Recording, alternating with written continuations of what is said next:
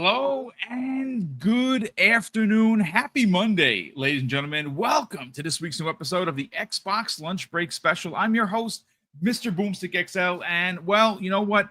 We have a lot to get in because guess what, folks? Another weekend has passed and another pair of professionals or Xbox and Microsoft employees are saying that the Xbox hardware is dead, and the other thing is that they don't have an identity. I gotta tell you, man, it is as many strides as Xbox has made in the last 3 years when you compare it to everybody else. Granted, listen. If you're always gonna go back to console sales, you're always gonna win the conversation. But I'm not here to win conversations. I'm just here to have a conversation, Crispy Bomb. And it's great to have you here because guess what, folks? More controversy, and, well, you can expect the crispy truth to show up. And here he is, ladies and gentlemen. Crispy Bomb, how you feeling, brother? Welcome back. I'm feeling good. Had a nice weekend, and hope everybody else did. And yeah, I mean, as usual, we are at that point where there's got to be bad news, and I'm sure it comes in threes. Usually, that's the way it works for me, at least. So, I'm expecting more bad news soon, and then on top of that, I mean, people are welcome to their opinion, but we're gonna break it down and get into it. Yeah, I mean, listen. Now normally Fuzzy is my co-host. He's feeling under the weather. He had said that he might try to get here. Honestly, if he's feeling that sick, I'd love Crispy. I'd love for Fuzzy just to take off. But it's me and Crispy. We're gonna hang out with you for about 75, 80-ish minutes. We're gonna get into a couple of topics, and we're gonna have fun doing it. And that's ultimately what we're here to do. Went to go to the gym this morning, only to find out, Crispy, that it was closed, which kind of sucks for me because, well, I decided that I was going to go and spend some time with nature, took a walk around the harbor, got some really cool pictures, and did about 3 miles of hiking, and it was good. I had a good time with it, and I see my internet is still not the greatest. It's I don't know if the stream is slowing down. If it is, folks, just let me know, and I will just take this footage away. I'm going to take the footage away anyway, and we're just going to, you know what? I tell you, they've been working in the street for a couple of weeks now, and man, they really jack up my signal. I can see it's back a little bit. All right, well, listen, folks, just do me a favor. Let's see, what is this? Oh, brother, Wacko Games is this is breaking news. I was like, wait a second, I was just on the socials. Did I miss something? I didn't. All right. You know what, Crispy? What we're gonna do is I'm gonna pull away this footage, and it's just gonna be me and you on the screen because, it's the internet, for, at least here, has been really wacky, and it's fine. It's fine. But yeah, it happens. Yeah, it's fine. It's fine. You know what? Let's get into, man. Let's rip the Band-Aid right off, folks. Look. As whether you saw it or you didn't, and I only found out to this thanks to the incredible post up. He's one of the community's finest, in my opinion. He had posted a video from a former Xbox employee that was a big part of the OG Xbox, its creation, and spent quite a few tens of years with Xbox, building hardware and being a part of some really big things that were done for the Xbox platform. Her name is Laura Fryer. And look, the video is about 13 minutes long. I am going to add her video to the show notes if you decide that you want to, if you want to watch it for yourself. I think you should. The video is incredibly well produced. But I had a lot of pushback. And you know what? Of course, because I had a chance to meet him a couple of times, and he is a proper gentleman, I want to shout out Andy Robinson, who obviously did an article on this for VGC or at the videogameschronicles.com. I will also add this to the show notes if you want to read the article. He posted it yesterday, and the title, Crispy Bomb, is, I think Xbox hardware is dead, says Microsoft's gaming veteran. Founding member of the Xbox team questions Microsoft's multi-platform games strategy. And the article goes on to say one of the founding members of the Xbox team has questioned Microsoft's multi-platform gaming strategy and said that they believe that the Xbox hardware business is effectively dead. Now, why I have a bunch of pushback for that specifically is now, look, folks, I don't like to write gaming Bibles on Twitter. But this is one of those situations, Crispy, that I kind of felt like I needed to say this, and not because I'm defending the $3.6 trillion company. They don't give me shit. They invite me to things, and occasionally I get a code or something. I'm not doing this because I'm defending them. I'm doing this because even though she is probably the smartest person in the room when she gets in there, there was a lot of disingenuous takes from her video, a lot of things that were left out from the conversation. And even though, and again, I will, of course, add this to the show notes if you want to read what I had to say. And again, folks, it is a bit of a gaming Bible. I want to say it's about 6 paragraphs, and that's a lot. That's a lot. But it was Sunday. I was just chilling on the couch. I was, putting my thoughts there. And of course, I'm a gentleman, as you would expect. And, one of the things that I, again, after watching the video, and I've watched it now 3 times. And like I said, I think that she is a very smart woman. I think she had some key points to the change of what Xbox has become as opposed to what it was or what it even looked like 5 or 6, 7 years ago. But one of the things, there were quite a few things, Crispy, that she didn't say that I thought were, I guess, a bit disingenuous. And the first thing I'll say, and I'm going to read you a paragraph, folks. She, for some reason, kept bringing up who is the ROG Xbox ally for. And, this is a woman that was in the room making the big decisions on what and how they made the Xbox. So to ask that question is a bit disingenuous because she knows. So my response to that is, though I'll read it verbatim. Though I do have some pushback. Who's the ROG Xbox ally is for? The question she kept bringing up. Well, who's it for? It's for me. I'm not a PC player, and I will never be one. But this gets me into the door for Steam, Epic Games, GOG, and of course, I get to play my Xbox games and Xbox Game Pass. Maybe not every game is going to be playable at launch, but after what I've heard behind closed doors, that will not be a major sticking point with future updates.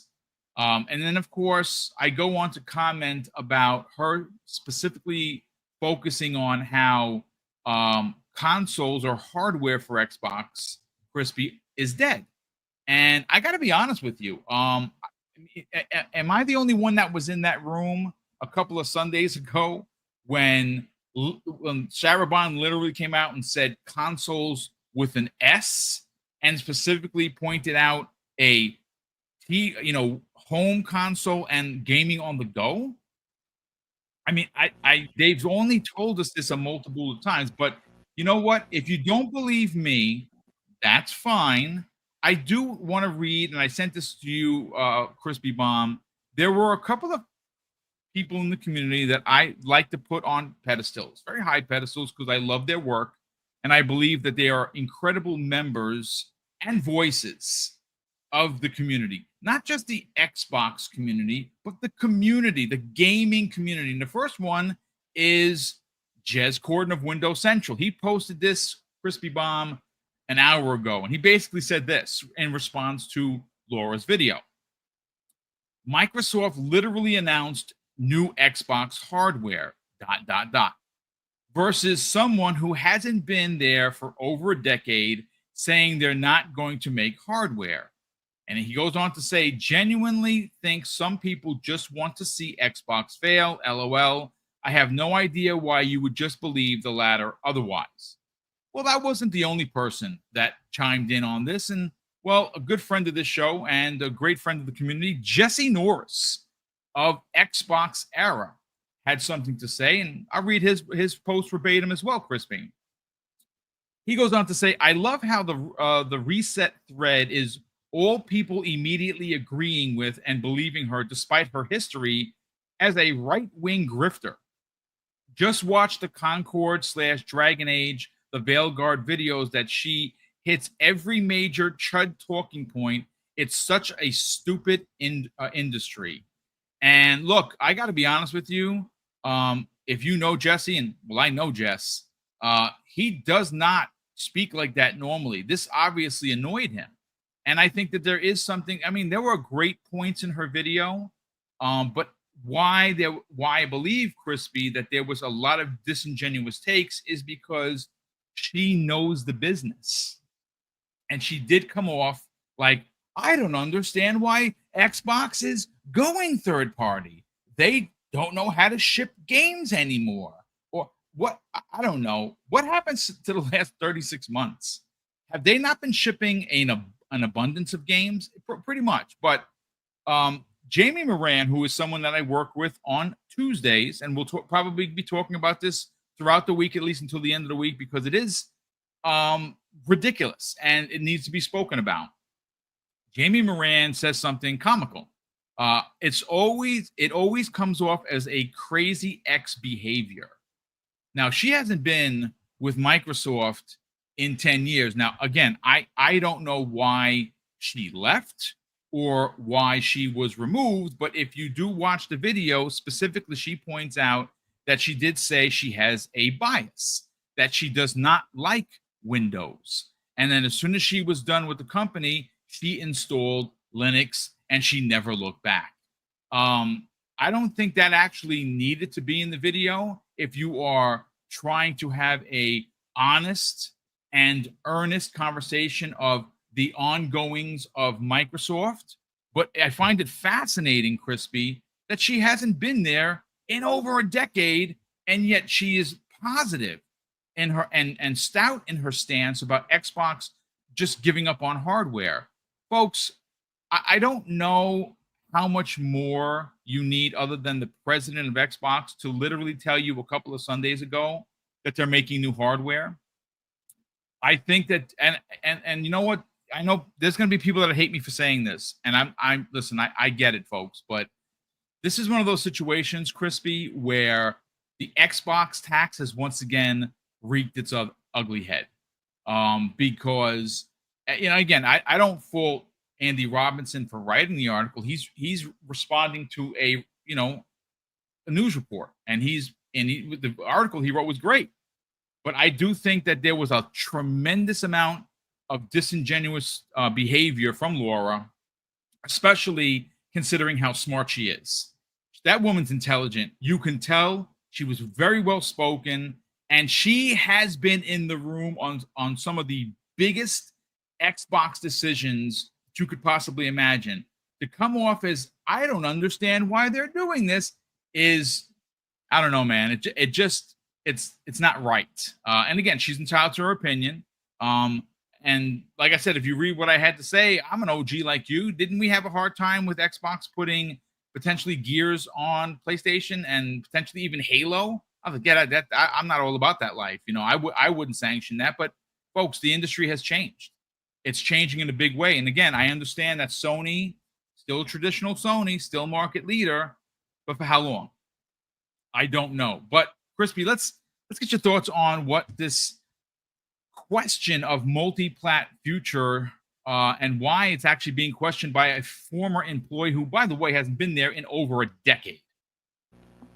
Well, I mean, it's pretty simple. I mean, Jamie's not spot on. It was kind of cringy at certain moments. One of those like instances where you're like, you all right? Like, is everything cool? Like, I don't know.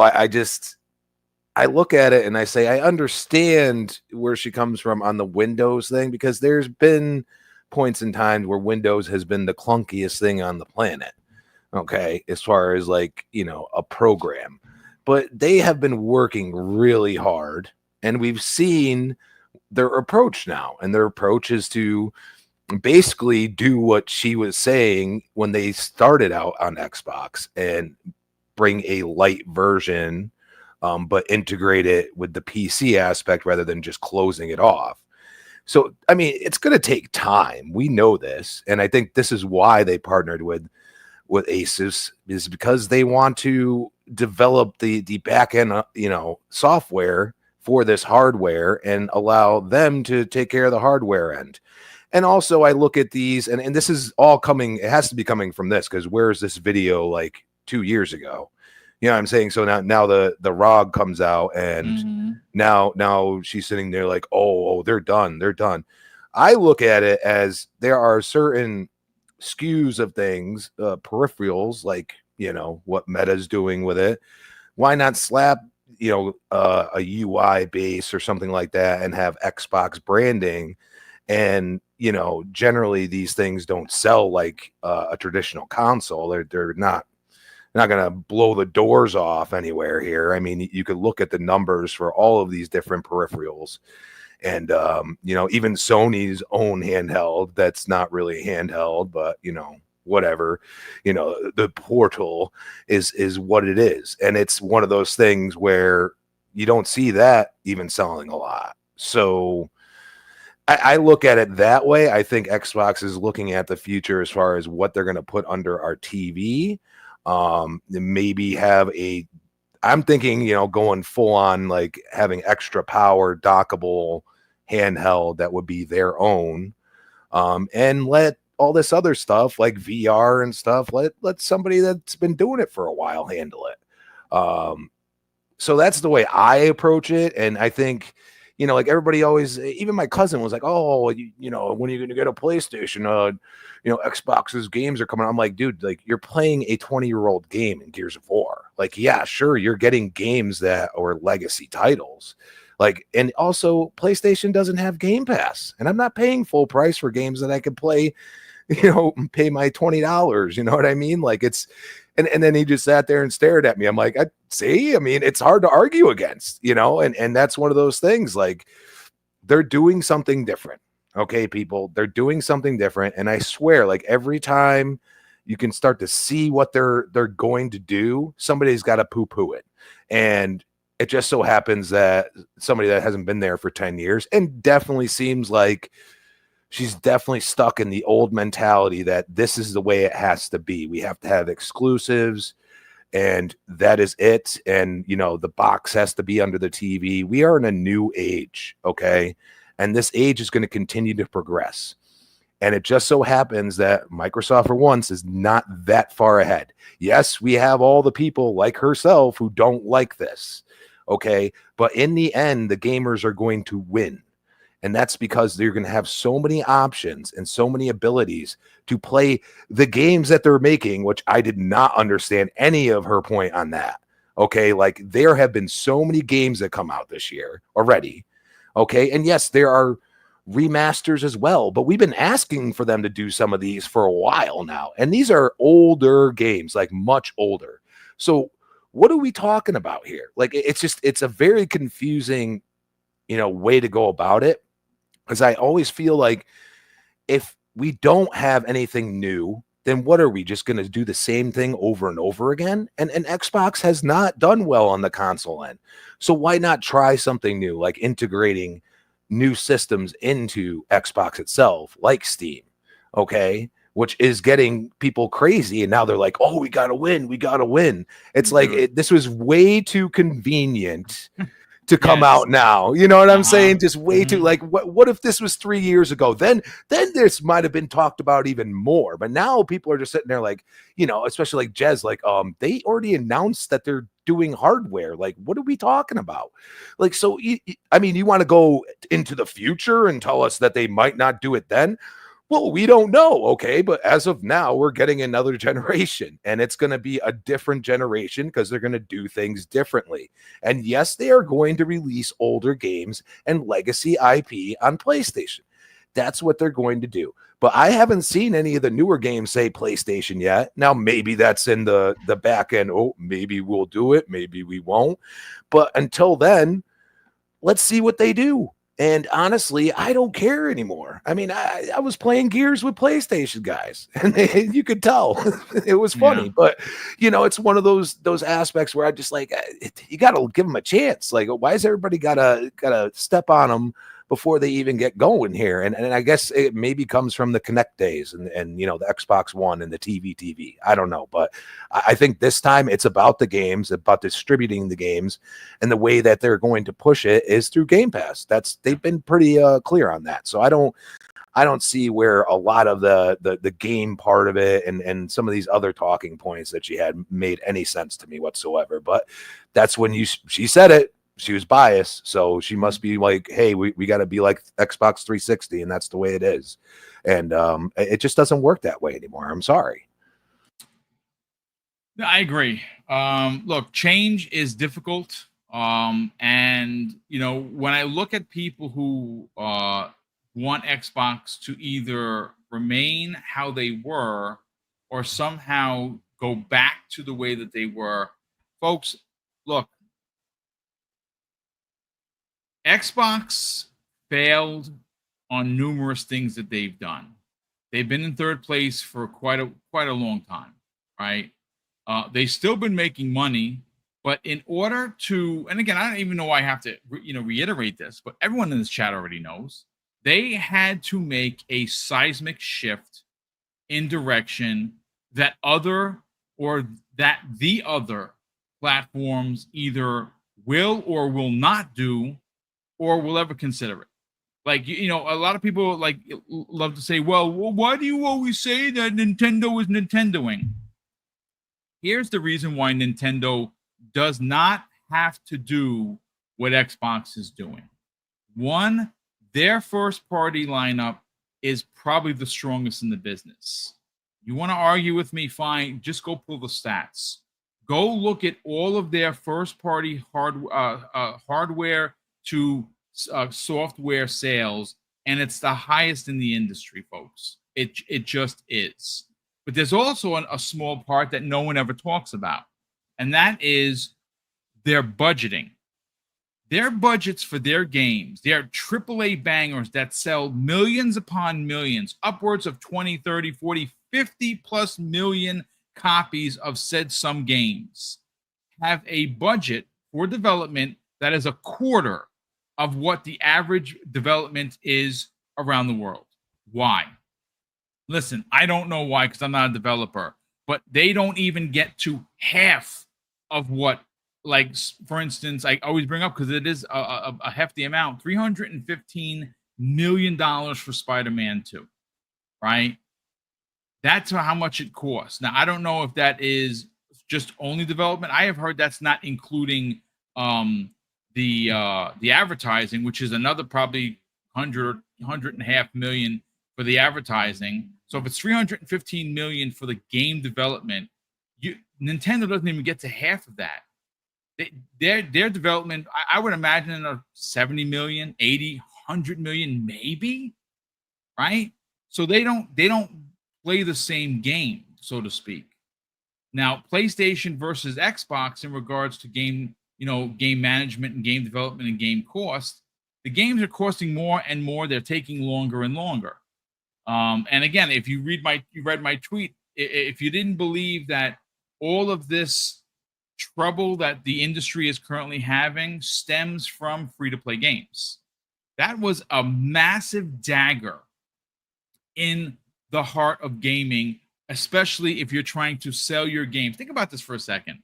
Regardless of your company, Crispy, or the size of your studio, you are going to try and release this game. It's your passion. It's something you always wanted to do. You're making it. The team is having fun doing it. Everyone is excited. But you have to contend with a game like Fortnite, Warzone, PUBG, and Apex Legends, and now Marvel Rivals. These games are eating the lunch of these big publishers because people are going into these games. And you know something? There are a lot of people that don't. I've actually had people reach out to me and say, hey, Boom, I know you like, buying the outfits in Call of Duty. I've been playing for the last since it's released, and I'm still playing with the launch skin. Because they don't care. Why? They're playing a game and having fun with it. That's all. They haven't spent one penny. And is that wrong? No. That's great. If you didn't spend any money and you're using the same skin. Awesome. But these are the reason I bring this up, Crispy, is these are the points that seem to have been danced around in this video, specifically or purposefully left out of the conversation. And again, she knows the business. And you want to know what she did? I have some of her backstory in front of me. And thanks to Andy Robinson for writing the article. He goes on to say this, and this is directly, again, from the article. During her lengthy Microsoft career, Fryer shipped numerous games as a producer, including the original Gears of War games, and was the director of the Xbox Advanced Technology team, a group, after leaving Microsoft in the late 2000s. And that's the thing that's crazy. The late 2000s. So what are you talking about? 2007, 2008, 2009? I mean, we're in 2025. She ain't been with the company in a minute. Since then, she has been with WB Games Seattle and then later Epic Games Seattle. Where she is now, I don't know. I didn't bother looking up because, again, that's not even, it wouldn't even be good context. Whatever she's doing, she's doing. Now she's making YouTube videos. But this video, if you didn't know, folks, and again, if you're just tuning in, I will add the video. It's about just a pinch under 13 minutes, 12 minutes and 57 seconds to be exact. The article goes on to say Fryer's latest video ponders the future of Microsoft's Xbox business, with the platform holder championing a new cross-platform strategy under its Xbox Anywhere marketing, and explains why she's concerned, quote unquote, it could represent the start of a slow exit from gaming hardware business for Microsoft. And see, that to me is just ridiculous. And she did suggest it. She came right out and said it, that she believes the Xbox hardware business is dead. Okay, I mean, if she's entitled to her opinion, I think she's 100% wrong. And she was proven wrong because Sarah Bond a couple of Sundays ago said that they are working on not one, but two pieces of hardware, because she said consoles with an S. Now, is it a dockable handheld like the Switch? Is that the second one? Is it an official handheld from Xbox? We don't know. But she did specifically say home console, gaming on the go. There's been a rumor for a while that there was going to be a dockable S-like version of the next Xbox. Is that still on the table? Is that still in the design phase? Well, I don't know. I'm not in the room with these people. I'm only telling you what the rumor was. But again, this is one of those things, Crispy, that again, I know people are going to hate me for saying it, but it's the truth. I know. Shout out to Iman Burns in there. He literally said it for me. The Xbox tax is real. This is another example of it. And again, great question here. Game on Jesse. Game on Jesse says, who should we believe, the ex-employee or Sarah Bond? I mean, I don't know, Crispy. Who do we believe? I think we believe Sarah. And I just want to bring up one fact. Think about that Spider-Man budget, right? That's like the budget for the movies. That's how large these games are getting. Mm-hmm. And you even see and it's hard to track. People are saying that Death Stranding, I think people are just moving to digital. You know what I mean? And personally, it's probably selling just as well as the first one.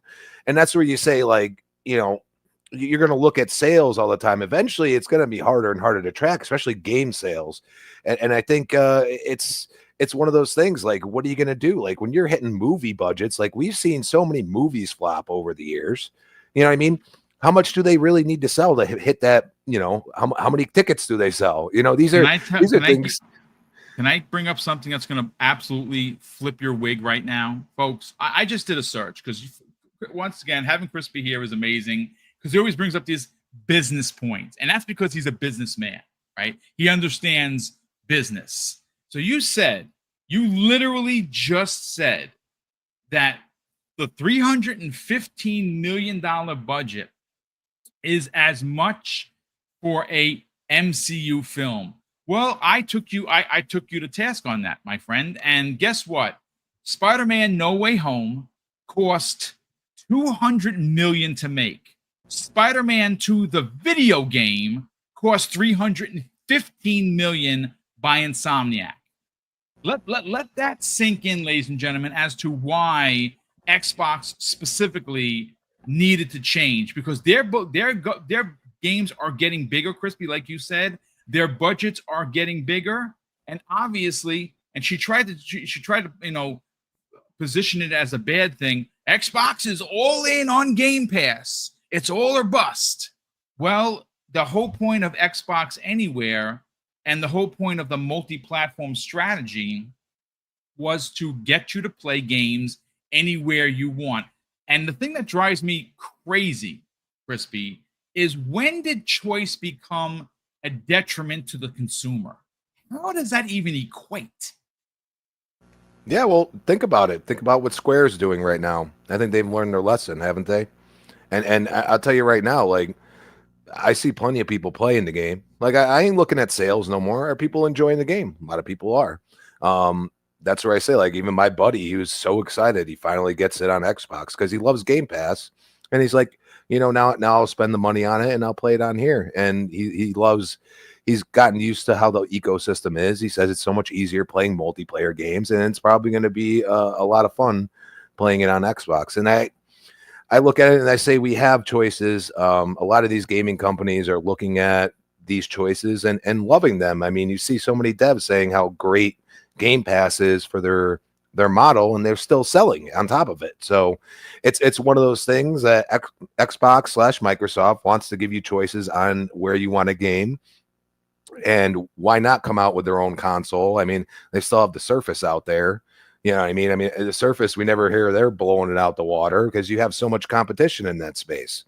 And as we go over time, like right now, Nintendo's dominating the talking points in gaming as far as like, could it be bad or good? And then all of a sudden it's like, oh, Xbox is doing stuff. Oh, Sony's not doing a whole lot. Oh, we got Death Stranding too. But hey, let's talk ish about Xbox. And all of a sudden this video comes out of nowhere, and it's like it seems redundant at this point. Like, look, they're gonna do what they're gonna do, and they've already announced new consoles. They've already announced all these new things. They have partnership upon partnership now. I mean, people forget about the partnership with Nintendo.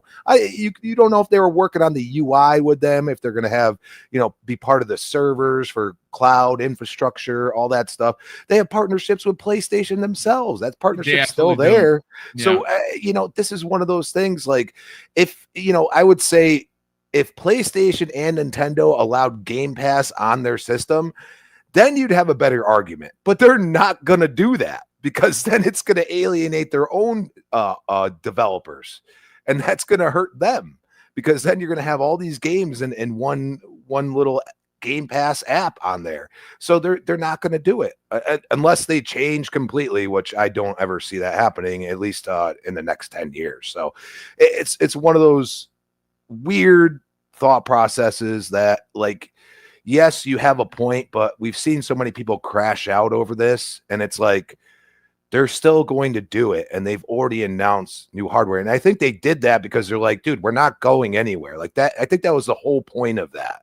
So, for Sarah to come out and say that. So, look at it, watch it. I mean, that's the only time I'm ever watching it, because like I said, it gave me a little like, it's a little cringy, but it was a bit cringy. But PS, by the way, Parris Lilly, folks, wants to join the conversation. And interestingly enough, I didn't say his name 3 times. And you know what that tells me? That means that he listens to the show. And I'm incredibly, humbled by that, because like I said, he doesn't have to listen to the show, and he does. And that's a really big deal to me, because I listen to his work, and obviously we're in the same business, so to speak. But yeah, the link has been sent. We'll just wait for him to get here. But I actually agree with you. And look, this is not a pile on the rabbit kind of a situation. Only old folks like me understand that that's a Bugs Bunny term. Like I said, I think Laura Fryer is an incredible, intelligent woman. The way she speaks she knows the business, ladies and gentlemen. She has been in the business going all the way back to 1999, right before the original Xbox release. She was a part of one of the biggest pieces of Microsoft. So she understands the business. And again, maybe when I originally watched the video and I posted, and I did, of course, I was a gentleman about it because there's no reason to be nasty. It's her opinion. She's entitled to it. I don't agree with it. After watching it multiple times, I found a lot of holes in a lot of the statements that she had. And again, this isn't, me capping for the $3.6 trillion company. This is just the writing is on the wall as to why Xbox made these moves. Now, granted, there were a lot of us, and I've said that, I even said it in my tweet, there are a lot of OGs that did not like this move.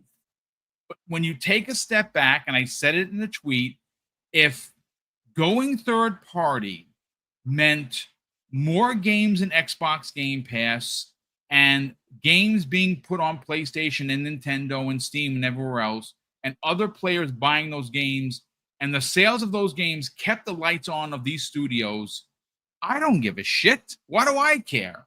I don't care how much money they make. I don't do the books for Microsoft. They're not giving me anything in my coffers. They're not going to help me buy our first home, right? No, I am an Xbox fan.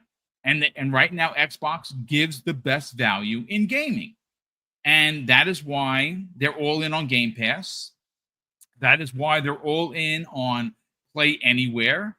And that is why they have partnered with Asus to start. And I believe that the OEM process of making Xbox handhelds and consoles may not be a clear picture on, June 30th. But I would imagine that as we get closer to next year, and folks, we keep hearing, like, I know it was a lot of flip-flopping with, is it 2026? Is it 2027? I mean, listen, I still think, I always believed it was 26. And then last year we heard, nope, 27. Even after hearing that, I'm like, yeah, I don't know. The 25th anniversary, not having hardware seems like a bit of a miss. And now we're hearing again, some people, that we can talk about. Some people that, we talk behind the scenes think that it's 26. We'll see. But let me just make sure Parris got the link. And let me just send that over again, Parris. I know I sent it once. I'm sending it again. I don't know if he had to get his restart his computer or something, but I mean, look, again, at the end of the day, the article was well written, as you would expect from Andy Robinson of VGC, and there was a lot of information that was posted. You know what? While we wait for, and I'm off screen, so just Crispy, give me the cue when Parris jumps in so I can bring him in. I want to read some of the quotes from this video that Andy put in his article. She goes on to say, and of course, this is Laura, obviously, as one of the founding members of the Xbox team, I'm not pleased with where things are today. I don't love watching all of the value that I helped create slowly get eroded away. That was one statement. She goes on to say, I'm sad because from my perspective, it looks like Xbox has no desire or literally can't ship hardware anymore. So this ROG Ally partnership is about a slow exit from the hardware business completely. Goes on to say, personally, I think Xbox hardware is dead. The plan appears to be just drive everyone to Xbox Game Pass, and let's be clear, it has a lot of value. I'm thinking that might be why they decided to charge $80 for Outer Worlds 2. And here's the thing, maybe it will work, maybe it won't. Xbox has a deep portfolio. The remake of Oblivion was obviously a huge success, and they can continue to outsource that work to external companies to make a lot of money releasing their old games. Older games from an era where Xbox knew how to build them. And again, I'm reading verbatim, but what is the long-term plan, she asks. Where are the new hits? I'm sorry, what? That's my words, by the way. What will make people care about Xbox 25 years from now? I was excited to see Clockwork Revolution in the showcase, but will something like that be enough? Do they have more? You see, this is where you start to see, and here's Parris. Let's bring him in. Parris, well, let me get you in here, brother. Thank you so much for popping in. Look, this is one of those videos that exploded the community over the weekend. A lot of people had some big opinions. I watched it 3 times. I think Laura is very smart. She definitely is probably the smartest person in any room she walks in. But like I said, and I'm being, this is being critical, but not being nasty or a troll. I think a lot of her points had holes. There were certain things that she said that information that is readily available was left out. Now, I don't know why, but what are your takes, Parris? Actually, this isn't even why I came up here, but I will answer your I'm question. Sorry. No, it's totally fine. Obviously, I know this is a hot topic. So here's the thing. I actually watch Laura's videos all the time. I agree with a lot of things that she has to say about the industry. What she's saying in particular about this, there's a lot of it I agree with. There's some things where she stated herself, she's biased that she doesn't like Windows at all, right? I do think she's a little misinformed about how they're utilizing the handheld. I feel it's a niche product. They're not presenting the handheld as the primary way of their next gen strategy. I felt that Sarah Bond and Lisa Su were pretty definitive about the partnership with AMD and that they will be delivering next generation consoles, right? In whatever form they turn into, Windows hybrids, whatever, they're delivering something that will play all your Xbox games, right. And will increase, I think what Sarah Bond was talking about, they're looking for improved visuals, graphical fidelity. Obviously, they're going to leverage AI with all this stuff. We know all that. So they're not leaving hardware because they said they aren't, and they just announced that they are not. I've always said the generation after this one, when we're in the 2030s and Phil Spencer and Satya Nadella are retired, it could be a completely different strategy at that point. Khalif actually said something really, I thought it was excellent what he said yesterday in a tweet. We're just going back and forth. He was like, we're just repeating talking points. Yeah. Everything now is, we know they're multi-platform. They are making more hardware. It is going to be non-traditional. They're not doing the traditional things that we've seen for the past 40 years. We get it. Is it going to work? I have no idea. No one knows. Nobody knows. We're at the point now. Now's the time to execute and deliver on what the strategy is going to be. It's as simple as that. So the Xbox is doomed. People are always going to say that. We know it's the usual suspects are always going to say that. But I don't disagree with, like I said, a lot of what Laura said. I mean, this is a risk for them. Sure. I 100% believe Activision completely changed their business strategy. If they, I don't think Bethesda did. It's pretty clear Bethesda did not. When they acquired Bethesda, they were still looking at exclusivity. Yep. Obviously, they were still doing all of that. But when they spent $80 billion on Activision, that changed everything. Maybe it accelerated plans that they're already going to do. Who knows? But it is crystal clear because they've said it themselves, and we just know it by looking at the numbers. They've been in third place. Yep. They've not been selling hardware. So this is a change in strategy for them to try and quote unquote compete. We'll see if it works. I have no idea. Zero idea, other than the fact that there's things. Right. But there's things about it that I like. I like an open platform. I like the fact that I can get my games from multiple digital stores. Let's see how they're going to leverage Windows as far as a console goes that sits under your television. We don't know until they actually present it, and then we can judge it for that. I'm perfectly fine with the Xbox Ally because I got to use it and hold it and see it. And I was like, yep, I can see me using this. That would be something that intrigues me. Hence my comments about the future. You're gonna get this talk regardless. Just trying to be a little careful with the words that I use because I'm not trying to discount anyone's opinion because I think everybody's opinion is valid, right? The people that are entitled to theirs, 100%. And I guess what I'm trying to say is, if you're skeptical, you have valid reasons to be skeptical, 100%. If you see things about this that excite you, I think there's valid reasons for that as well. Like I said, I truly see both sides of the discussion. That's why I don't discount what Laura said at all. I just think a few things that she said about the handheld and all that, I was like, nah, I don't really disagree with that. I agree with her when she talks about 1 minute you're saying $70 games is a bad thing. Yes. But then you raise it to 80 $80. Yep. It's Game Pass. When she said that, I was like, yeah, it's kind of right. I totally, agree with what she's saying. It's like you're pushing people towards your subscription service.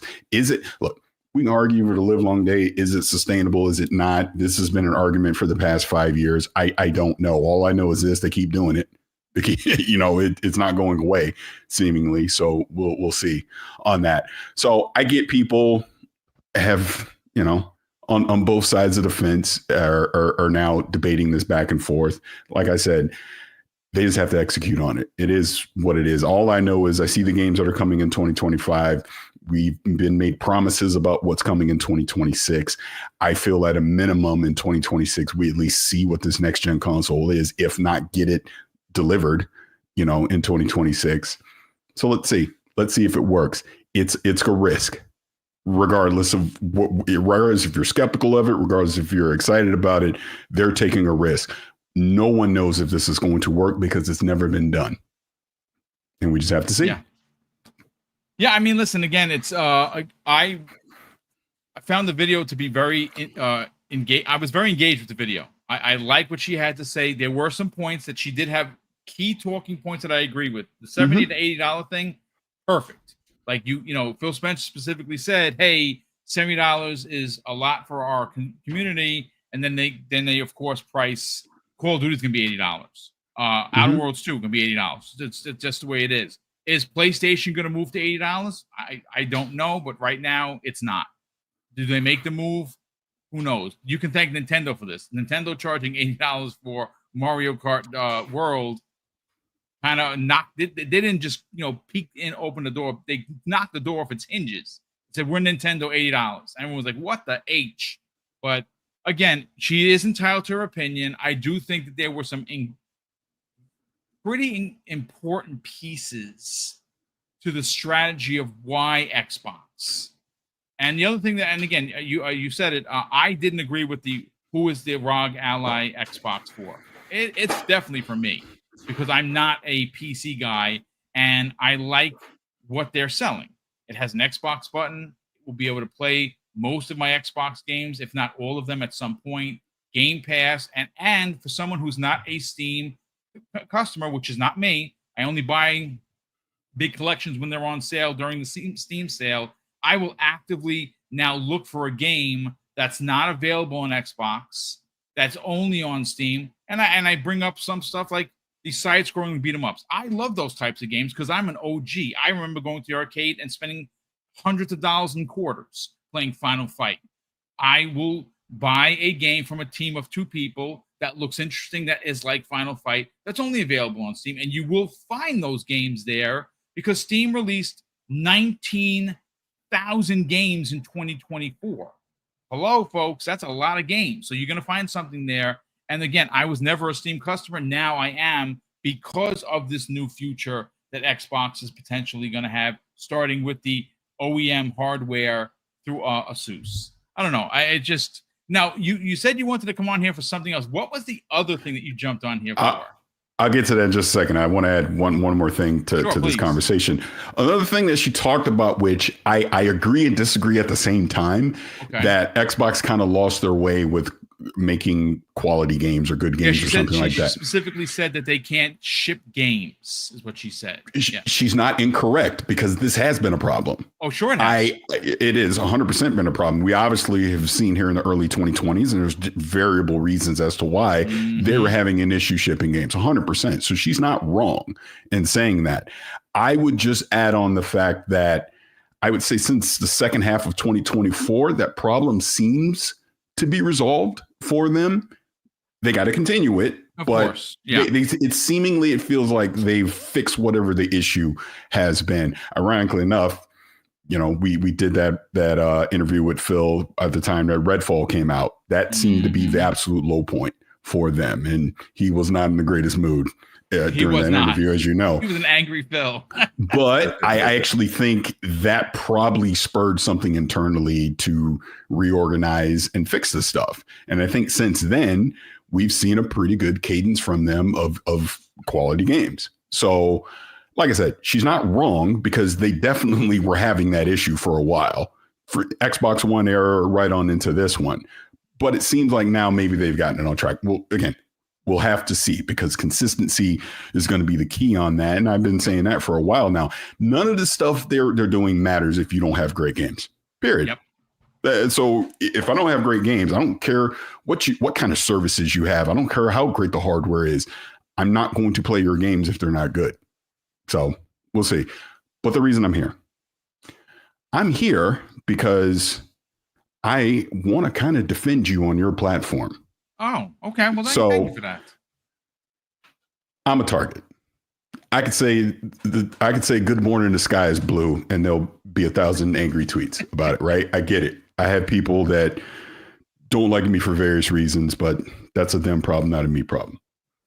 So the fact that I was on your show last week. I saw the tweets. I did.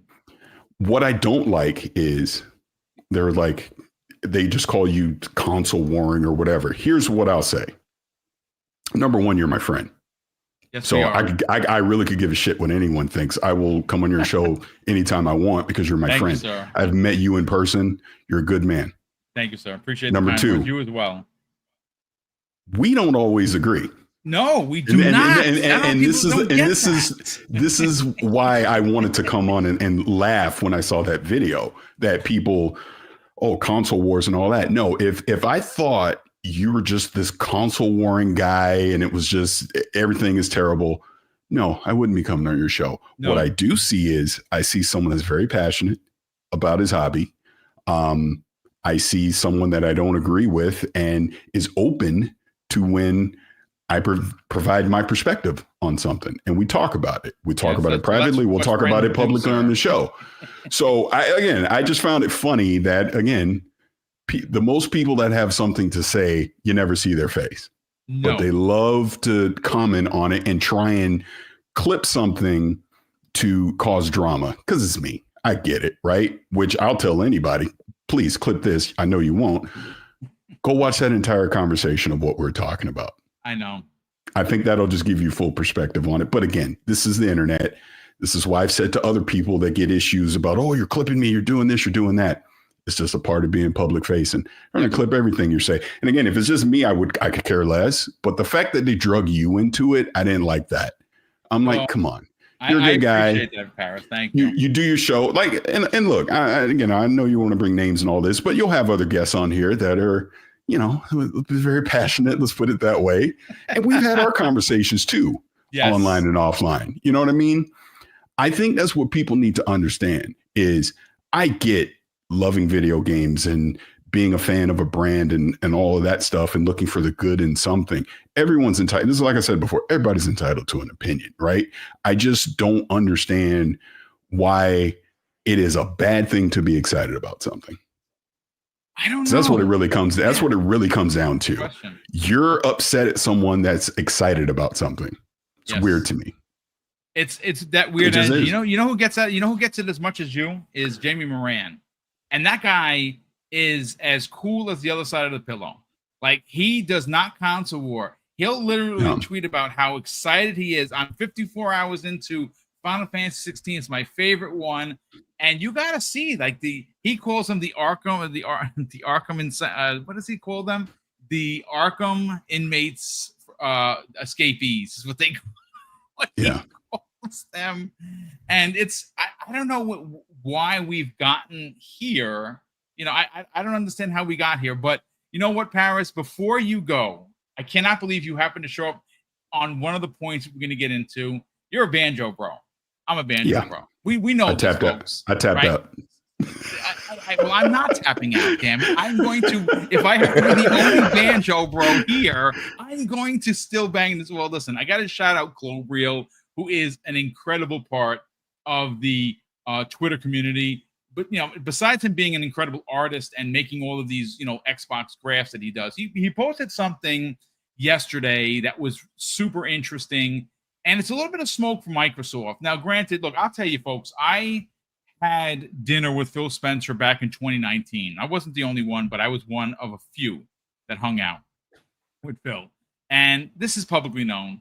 I won't say specifically some of the key points that I had, with Phil, because it was a private, but the one thing I can confirm for everybody here is I had an opportunity to have a personal one-on-one conversation with him. And I could have asked him anything in the entire world about a game. I chose Banjo Kazooie. And obviously, I'm not going to get into some of the things that we did because those are private, but I did bring up Banjo Kazooie. And the only thing I can say is, and again, this is well known, Phil's talked about this publicly, he never forces a studio to make a game. Yeah. And we all know that Rare does not want to go back to make a Banjo Kazooie, and that's fine. But the reason why I bring it up, and the reason why it's great that you're here, and of course Crispy's here as well. It was the 27th anniversary of the original Banjo Kazooie from the N64, and Globreal specifically says something, and I've brought this up numerous times. If you ever want to see elation from a community that makes you kind of pause and kind of choke up a little bit about how excited you are for them, he specifically points out, and I'll read verbatim what he said, the best recent moment of the Bear and the Bird had was the addition to Super Smash Brothers by Nintendo, celebrated by a huge community hype. They deserve better. And folks, if you, again, I'm getting goosebumps talking about it because I've probably watched these videos hundreds of times because I'm a big nerd and I make no excuses for it. But if you just watch how the community, the Smash Brothers community got so excited with Banjo Kazooie joining, it was incredible. And again, Karis, I know you said you've tapped out. I refuse. I absolutely refuse. I don't know when it's going to happen. I know that there's been some talk about Toys for Bob working on, something. Maybe it is Banjo Kazooie. I don't know. I know that they're doing Spyro because everything they tweet about is purple. So it kind of just lays the door that they're doing something Spyro-related. And Spyro's a great character, but they literally said last year, at the closing of the year, that they want a shot at the Bird and Bear. They said that. They literally said it publicly. So I mean, I hope that this happens. But I mean, again, this is not a major topic. Parris is here. I'll get Crispy's opinion in a second. Do you think that he's onto something that you honestly believe that these characters, these iconic characters, deserve better? Because I think that they do. I honestly. Well, yeah. I mean, of course, I think they do. I think it really just comes. Let's just put it this way. Someone way smarter than me told me this. It comes down to, number one, like you said, you have to find a studio that actually wants to do it, that has an idea to do it. You then need to pitch that idea. That idea needs to be profitable. Yes. So if they don't think, number one, if they don't have a studio that can do it, and even if a studio like Toys for Bob's, yeah, we would love to do it. Okay, what's your idea? We don't know. All right, do we think this is going to sell to the masses? We don't know. Then they're not going to greenlight it. I mean, unfortunately, it's that simple when it comes to this stuff. Money. That it's a business and it has to work. And I've had enough people tell me that while I might have the nostalgia factor for Banjo, just like you, maybe this Banjo Kazooie isn't going to resonate with a more modern audience. I don't know. That's what people have told me. So I'm like, I get it. That, but look, I'll say this. Okay, so I have to be careful about what exactly I said. I did pitch something to Phil. I did. I'll tell you off the air what I pitched, and I'll tell you what he said. I had a pitch. I literally went there, and it always kind of just hangs out in the back brain pan, this idea that I have, and why I think it could work. Why I think, and again, I hate putting on the business hat, but Parris is right. It's about money. How this actually could work and could be profitable. I pitched it.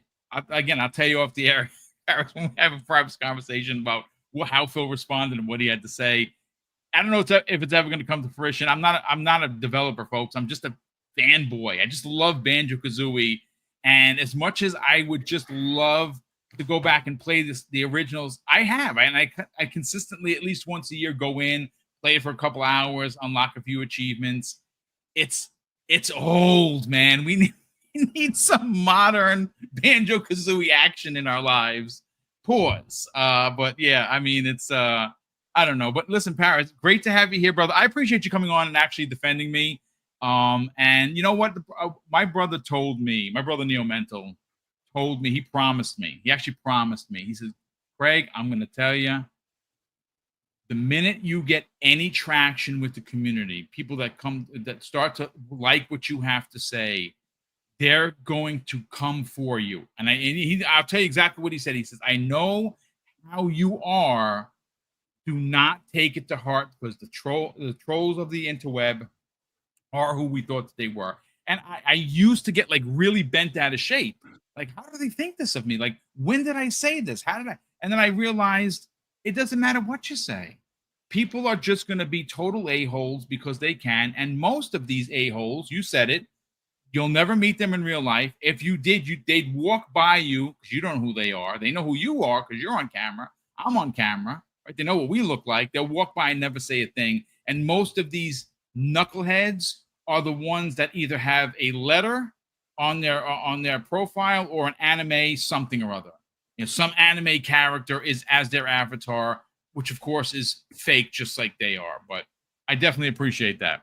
No, and I'll just say to pivot off of that. Like I said, man, I consider you a friend. I've gotten to know you over the years. Thank you, sir. You know, we've met in person the last couple of years. You know, we've been together at community events around other people that are passionate about gaming. Like I said before, I understand your passion. Trust me, I get it. You even just said it a second ago, like you're a fanboy in certain ways. And that's not a bad thing. No. Be excited about stuff. Who freaking cares?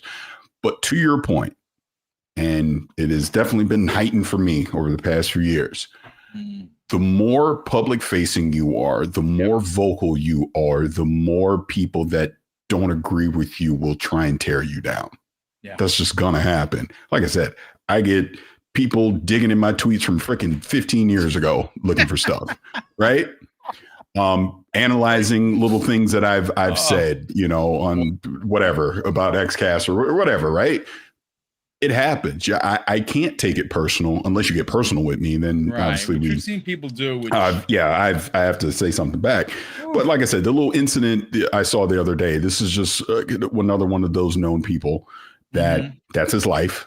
That's what he does, because that's how people pay attention to him. Because I look at it this way, Boom.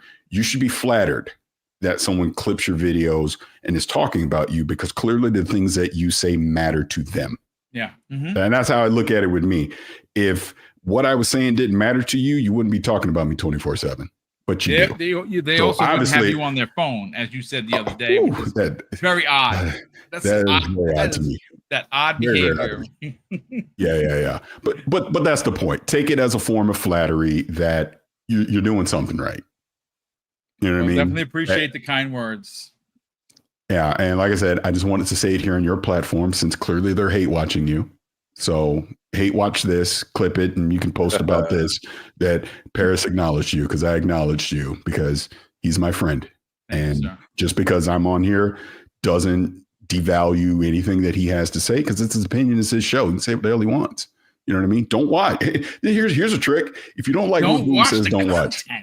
Jesus. Yeah. It's an amazing concept. So that's all. I just want to say that. What's going on, Crispy? I just wanted to pop in real quick. Thank you for coming, man. Appreciate it. Thanks for stopping by, brother. We'll talk soon. All right, I'll talk to you later. All right, later. So, Crispy, you know what? Let's bring you in and let's talk Banjo Kazooie. Okay, I get it. You know, it's for a lot of people that they don't care. It's fine. But you know, it's something I find to be important. I had an opportunity. Parris is not here, folks. By the way, that's just, we got to wait for his box to unload, and then we'll go back to the two spot. Crispy, look, Clobriel is I think to be an incredibly important voice in the Xbox community. He has been for a very long time. And when normally when he posts something, it's out of passion, it's out of excitement, it's out of community first behavior, which is what I love about Cloverreal. And specifically, and again, folks, I know that this is probably gonna, we'll get out of here in a little bit. Maybe this is the conversation you're yawning. I get you. I understand. And even like Parris said himself, he's tapped out. Well, folks, I haven't. And it's not because I had a conversation with Phil about it and I pitched him an idea, because I did. What that idea is, that's a whole private conversation with me and Phil Spencer. And do I think it's going to go anywhere? The answer is probably not. Did I pitch a damn good one? I did, folks. I pitched. Again, maybe one day I can talk about it, but I pitched one hell of a pitch. I figured, you know what? I'm going to take this 15 minutes. I got a seat, and I'm just going to go for it. And that's exactly what I did. Now, whether or not this comes to fruition, and I'm putting this out to the universe, maybe when this game does come out, so what I did there, folks, maybe when this game comes out, he brings me up on stage to unveil it with Parris. That would be the dream. Like, oh my God, I'm on stage. Let's go. But I just want to reread what Cloverreal had to say. And he says, the best recent moment for the bird and the bear, or the bear and the bird, had been when it was announced to be, they were announced to be a part of Smash Brothers by Nintendo, celebrated by a huge community, and it's hype. They deserve better. Look, are they going to sell 10 million copies of Banjo-Kazooie? Is it going to be as well received as something like Astrobot? Like, Astrobot doesn't have the sales, but it has. I mean, the game is great, man. And please, folks, don't throw the virtual tomatoes at me for it. It's a really, really, really good game. And I know a lot of people hate it just because it's a PlayStation game and it's because it didn't sell and all these other. I get all of that, but my God, it's such a love letter. If you are a fan of PlayStation, and I'm not saying Sony, I'm saying if you're an OG like me and you imported the PlayStation 1, you imported the PlayStation 2, and at some point we didn't have to import anymore, and you've had every PlayStation before 4 and 5, you'll appreciate this game because it is a love letter to their classic IPs. It's just an adorable, fun little platformer that did not sell as well as it should have. PlayStation fans should be talking the way I'm talking about it, and they don't give a shit. But that's fine. Let's bring it back to Banjo-Kazooie. What are your thoughts on this, Crispy? Again, I believe that there is an opportunity because of Game Pass to have something like this exist. Some people will say, well, no, Boom, Hi-Fi Rush, Laura talked about in her video, and they closed the studio. Okay, I mean, if that's what you're going to go with, that's fine. There's reasons why they closed the studio, and of course, we were totally against that. I still am. I think Hi-Fi Rush is one of the best games of the generation, especially if you are an old school Sega fan. This screamed Jet Set Radio times 100. I loved every second of Hi-Fi Rush, and I'm saddened that we're not going to get a sequel. Maybe one day we do, but I think that there is a place on Xbox, specifically Xbox Game Pass, for Banjo-Kazooie. And why I say that is because maybe it doesn't get 5 million new subscribers like a Call of Duty would, but it does bring a new avenue for family gaming. And I don't know about you, Crispy. I know you've talked about it. I've talked about it. I game with my family all the time. If I'm not playing Animal Crossing with Mrs. Boom, I'm playing something with Tyler.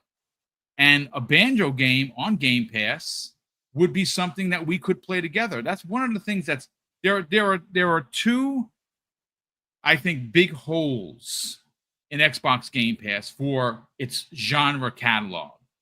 Family-friendly games is one of them. Now, yes, there's been Spyro. Yes, there's been Crash. In fact, Crash 4 just launched last week. That's awesome. But there's not enough family games, and there's certainly not enough fighters. And this is where I keep saying Killer Instinct 2, where are you? Banjo-Kazooie. What are your thoughts, Crispy? Well, yeah, and I can't believe I'm going to do this because, I'm not the biggest Banjo fan, but my fiance is. There you go. Crazy Banjo fan. don't get me wrong, I did play it and beat it on the N64 back in the day. Well, I gotta say, after the nostalgia hit of a game like Oblivion and releasing it and redoing it, and then the way I'm hearing that Gears of War Reloaded, and it's not even as old as Banjo, is selling on PlayStation. And I know, you know, we've all talked about this, but if Astrobot released multi-platform, I think it would have been a far bigger success than people realize. And I believe it, at last time I saw, it was like 2 million, something like that. It sold. I don't know. Like, you can go look at the numbers. I'm not going to do that right now. So imagine if it released on Xbox. Well, okay, 4 million. That's not bad for a platformer. I mean, especially nowadays. You know, just, you know, add a 2 million in there, and I think that would be logical. If Banjo released not only on PlayStation, but on Nintendo, okay, and Xbox, in Xbox Game Pass, we've been talking about this. This is what their strategy is, and this is one of those IPs where, like, there's a lot of internal stuff about the hi-fi thing that may have been the actual reason it closed. But if it released multi-platform even more or more quickly, it might have had more hype around it. There are certain IPs that deserve to be remade or at least a new release, and they also may not hit everybody on one single platform. If you go multi-platform, you're going to hit people that, hey, they might have been on the 360, might have switched to PS4 and been PlayStation ever since, but they remember Banjo from Nintendo days. A lot of us that, you know, quote unquote, are willing to spend on things are going to say, oh, I got to give this a shot. And I got a feeling, an inkling that this is one of those, and like you brought up Killer Instinct, I got a feeling that something's going to come out within the next few years about Banjo, because it's an IP that they have that they could make money off of multi-platform. Yep. And really, honestly, it would hit the hardest on Nintendo, to be honest. But us for Game Pass, like, my girl will be right there, like launch day, like she'll be going crazy. So it's definitely possible. And I think they've seen that through the nostalgia hit of some of these remasters, whatever you want to call them, and how they're selling at a reasonable price, you know. So we'll see, because I feel like it definitely has an ability to happen now more than ever, and I just want to leave it at that. No, I mean, it's a fair point. I mean, look, I'll say this: if you were to take the original, like, and this is you know, it's been my mindset for a long time. You know, Parris brought up a great point about Toys for Bob wants to do it, but what? What do we do with this thing? Do we continue? Are we making Banjo 3E? You know, after 1 and 2E? Again, this is I'm not a developer, folks, but I would say that, you know, and you brought it up. The Oblivion remake is a great example of releasing a nostalgic like game to unbelievable success. And why it was successful, because it wasn't just on Xbox. It was here, there, and everywhere. Now, right now, it's not on Switch 2, but that could change. And I don't know when that you know, all of these Xbox Switch 2 stuff is going to be happening. Is that going to be as a direct? Is that going to be a, you know, some sort of a thing from Xbox, a developer direct with Nintendo? I don't know when they're going to start moving the stuff over, but I know they're working together right now. If you were to release a Banjo Kazooie remake, take the original, make it modern controls, modern graphics. You know, I'll say this: take the Resident Evil 2 remake approach, right? Resident Evil 2 1998 on the PlayStation is god tier fantastic. It was, and on a Tuesday still is, my favorite game of all time. Number one game of my entire gaming 40 plus year career is Resident Evil 2 98. That changed a little bit when we got it, Resident Evil 2 remake in 2019. It was incredibly done, packed with passion, everything I could want with a remake, with some added stuff on the back end. It was just an incredible experience. So on a Friday, I'll say that's my favorite. On a Tuesday, it's Resident Evil 98. They go back and forth because I love Resident Evil. It's my favorite franchise of all time. Resident Evil 2 is my favorite game of all time. There's no doubt about it. So if I were to just throw an idea out there, that would be one of the ideas I would have, one of my pitches that I would have. It's like, hey, listen, don't reinvent the wheel. Simply just take the original bones and make it modern, modern controls, modern sound, modern graphics. And something, I said this is another picture that I threw out there into the ether. Why not partner with Nintendo? Why not get them involved and have them co-develop the game with you? You publish it, let them develop it. Would they do it? I honestly, folks, I have no idea. Does that even make sense? Maybe it does, maybe it doesn't. But Banjo-Kazooie is in Smash Brothers.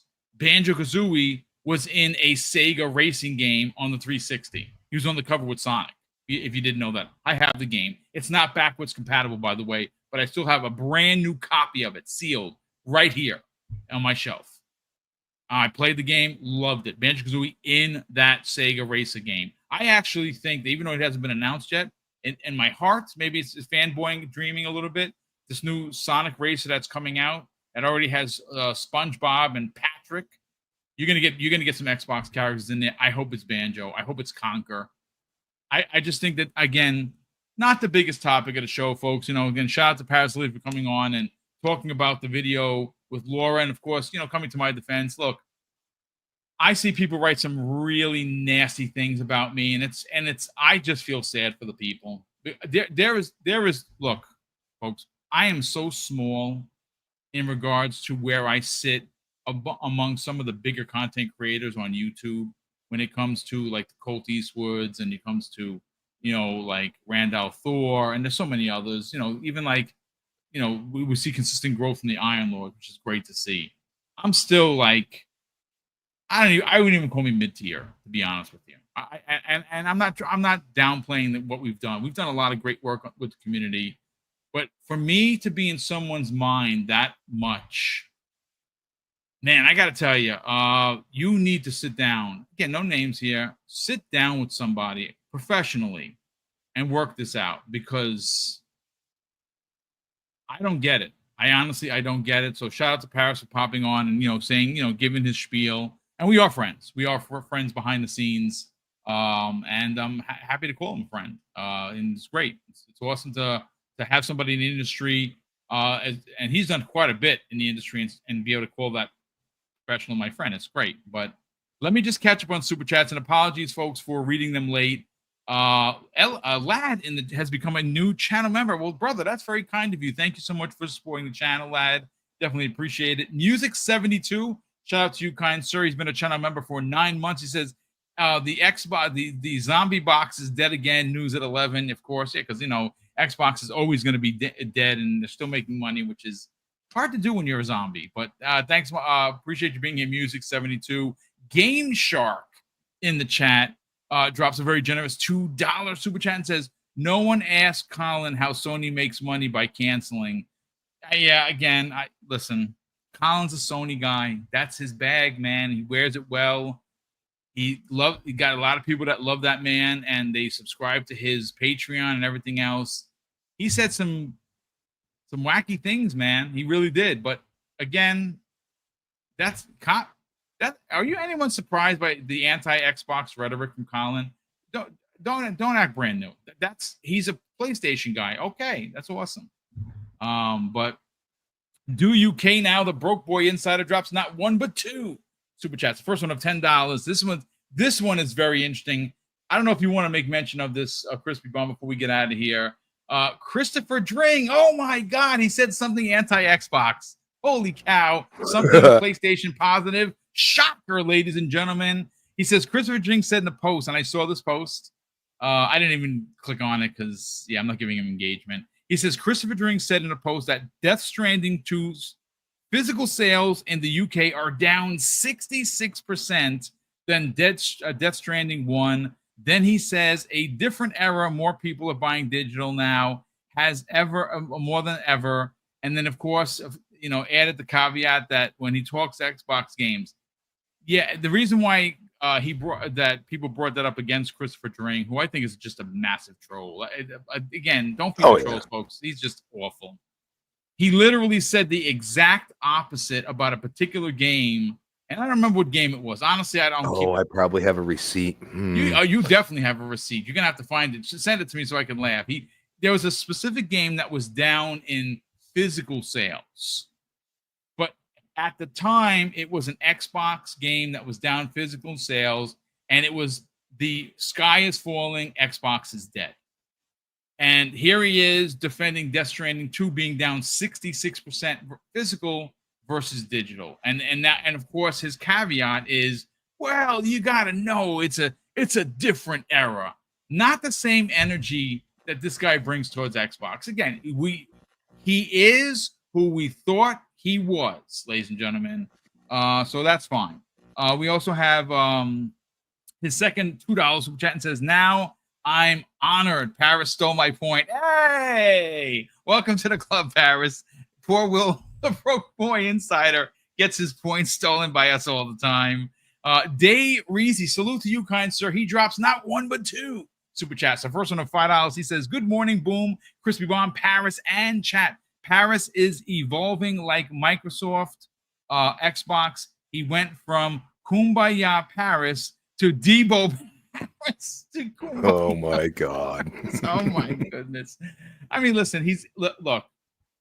The fact that he came on to defend me over this, I saw what the guy posted. People sent it to me. Oh my boy, he's talking about you, folks.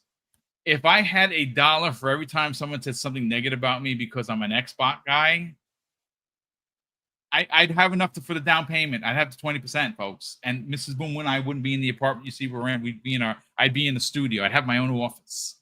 But that's not, in fact, what happens.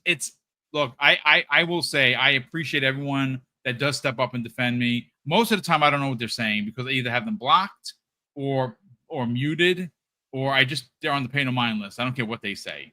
And honestly, it doesn't matter what I say. Whether I can have a rant about how excited I was and still am. If I was an Xbox, would I have this on my shelf, folks? Let me continue this. Would I have these on my shelf? I am an Astrobot stan. I love the game. I love the original, and I love the new one even more. And I love the character. It's a great platform. But they will never say that. They will never say, oh, yeah, well, Boom, he's an Xbot, but he does at least like Astrobot. No one will ever give me the credit. It's fine. But Dave Reezy drops an additional, very generous $2 super chat and says, sorry, his last evolution is Baba Yaga Parris. Oh, my goodness. Keith Garlington. Hey, Keith, welcome to the program, brother. Thank you so much for the very generous $5 super chat. He says, never mind the haters. Keep enjoying what you're doing. This is the ultimate reward, brother. Listen, the fact that this is crazy, folks. You think doing this is easy. It's actually not. It's become second nature for me, for Parris, for Crispy, for all the people that work with me on a regular basis. But I'm a retired police officer that had no rhyme or reason to get into gaming the way I have, right? Like I originally wanted to, when I left the NYPD, I was going to get into journalism. right? And then I saw that journalism really got ugly and nasty in 2014.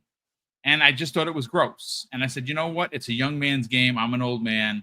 It's fine. I'm going to enjoy my retirement. And then I somehow worked my way into working with Mooch and Crap. And I know how they are now, folks. I get it. But I still give those guys credit because they gave me a platform to speak. And that's all thanks, not so much the Crap Gamer, more so Mooch. And I reached out to Mooch. We had a conversation. I asked him to jump on his show. And I was on Crossfire as a guest. Check for me, it was a bucket list check. Boom, I was on the show. I talked about video games. My life could be over tomorrow, and I won, right? And then he invited me back a couple of times, and I became a panel member. And I spent, I think, 2.5 years there before starting my own empire of shows. We have 907 people watching live across Twitch, X, and YouTube. That is incredible. The fact that there are this many human beings watching this small show, that, and I try to make the best production. Obviously, you know, it's just us on camera now. I like having the gameplay. I do like gameplay in the background, but my internet sucks since they've been working in the street. Eventually it'll be fixed.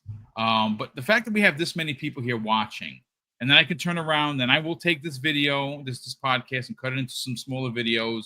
They're going to get 2 out of this. We're going to get about the Laura Fryer video. That's going to be separate with me. I'll have, you know, obviously I'll have it clipped where it's me, Crispy, and Parris in that video. And then, of course, I'll make a Banjo Kazooie one because, listen, I'm going to keep putting it out there that Banjo Kazooie needs to exist. But, Chris, you know, before we get out of here, Crispy Bomb, this Christopher Drink thing, this is the Xbox tax that we're talking about, ladies and gentlemen. And it's almost to the point like, when he has me blocked. He has me blocked for a while, and it's fine. Trust me when I tell you to have me blocked. But he wonders why people come for him. Like you said, you had the receipt, Crispy. You probably do if you don't have it in front of you already. I mean, the guy literally used the exact mantra against Xbox, but he's using it as the Earth Defense Force for Sony. This is why he gets in trouble. Any final thoughts on this ridiculousness? Because I know it was a big topic over the weekend. Listen, I don't know him.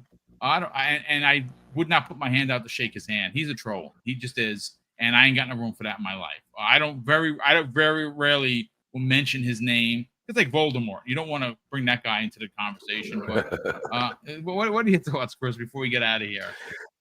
Well, anybody that knows me, probably a lot of the chat, you know, knows me. What do I hate the most? A gosh darn hypocrite, man. I can't stand it. I have too many receipts, so I would have to go and do like a Twitter search, you know, like a search for his full name, and then maybe I'll post them later. I'll send it to Boom first, but I know he said it. I know he's done the exact opposite with Xbox. And look, I said it at the beginning, you know, on a whole different topic that, you know, things are changing, but they've been changing for a while, people. Like, hey, Chris, okay, your bias is showing. I'm sorry. All right. Like you need to relax because you say a lot of dumb stuff that you've already done the opposite thing before, bro. So maybe don't do it. How about that? And then people won't come after you because they won't be like, bro, hey, you said this a year ago. It hasn't changed that much. Like, what are we doing here? People are going digital. Hello, world. How are we doing today? It's convenient. Just like somebody ordering from Amazon instead of going to Walmart. Are we like, hello? Okay, like this is what happens. All right, like we are in a technological age, people. So you and especially 2020 accelerated everything because we order food all the time now, and we do all of these things. We'd rather be at home. The house I pay for, at least, I would rather be at home, watch what I want to watch, and that is it. And also, I love just being able to download a game when I want it. Actually, compared to going to Blockbuster, even though I miss it, it would never be sustainable now. So don't be dumb like that. Don't be a hypocrite. And that's really all I got to say. No, good stuff. Good stuff. Real quick, Pragmatic Eagle, folks. He's been a channel member for nearly 70 months. Holy matrimony, brother. That is very generous of you. Thank you so much for the outstanding support, and thank you for the very kind words. He says, correction, Boom, you are not a stan or a fanboy. You're a gamer, plain and simple. Your preferences are your own. No justification required. I appreciate that, kind sir. I mean, again, someone's going to clip it anyway, and it's fine. But yeah, listen, I love gaming, and the fact that I get a chance to talk about it 5 days a week. Oh, and speaking of which, 4 days this week, ladies and gentlemen. That's right, because before I get to the last one, you know what? I'll get to it first. Jay Rambert, salute to you, kind sir. Thank you so much for being here, Jay. Appreciate the generosity. He drops, ladies and gentlemen, a very generous $2 super chat and says, TTS Boom. Indeed. Thank you, sir. Appreciate that and appreciate the support, Jay. Thanks so much for hanging out with us. There will not be a show on the 4th of July, which is Friday. Mrs. Boom and I are going to take the day off and kind of just have a long weekend. She's off from work, obviously, like most people. I don't have a show planned as like a backup, like I'm going to record something separately. I probably should start doing that in the future. I want to reach out to Destin Legary because that dude has been going through it, man. I want to get him in and maybe do a one-on-one. Maybe that would, I should have thought about that, but Crispy, let's get you on out of here, brother. By all means, sell the brand. Where can people get the Crispy Truth? Get those receipts that you're known for. And more importantly, follow you on social media. At Chris Bomb on X, Chris Bomb 28 Xbox Live. You can find me wherever I show up on Boom's channel. And yeah, this week is not fun for butchers, so I will maybe see you next Monday. Yeah. So yeah, I think I have Monday off, so maybe I'll be back here next Monday, and we could talk whatever's going on. And the weekend seemed to be all bad news on Xbox. Can you stop that, please? But we know how it goes. It's one way or the other half the time, and it just so happens that we end up talking about the platform we use rather than PlayStation all the damn time. Like, just don't be a hypocrite. Don't be a hypocrite. Indeed. I'm going to be bringing on some new voices. I got a couple of, some suggestions from people in the community, which, of course, I want to say a big thank you to. BT Maverick 707 in the chat. He has suggested that we bring in the Chaos Lounge. He just did a video about Laura Fryer's video. I will actually add it because it is really well done. And it's gets some really solid talking points. I just talked with him in a DM while we were live, and I just sent him the schedule list. We're gonna get him on. So I'm gonna start bringing in some new voices for the community to hear, get your thoughts and your theories. But a big thank you to everyone that tuned in. Damn, over 900 people watching live, which is a really big deal for us here at Double Barrel Gaming, because folks, we're a pinch over 16,000, and I would love to get to 17, and you can help us get there by simply subscribing to the channel. If you're watching on X, and there's 634 people watching on X, which is freaking crazy, right? Go click on the video. If you're not subscribed, click the subscribe button. I do this usually 5 days a week, Monday through Friday. All great shows, all great content, all great members of the panel, or panel members, I should say. And listen, do we get pointed at times? Yes. Are we bullies? Absolutely not. That I will not stand for it. We do not use hate rhetoric to get you in the door. We do not use ridiculous titles that are suggesting one thing and you get something totally different. We're pointed, and that's as far as it goes. But we have a great time, and everyone's opinion does matter, whether you agree or you don't. But ladies and gentlemen, that's going to do it for us here. A big thank you to, again, over 900 people watching live.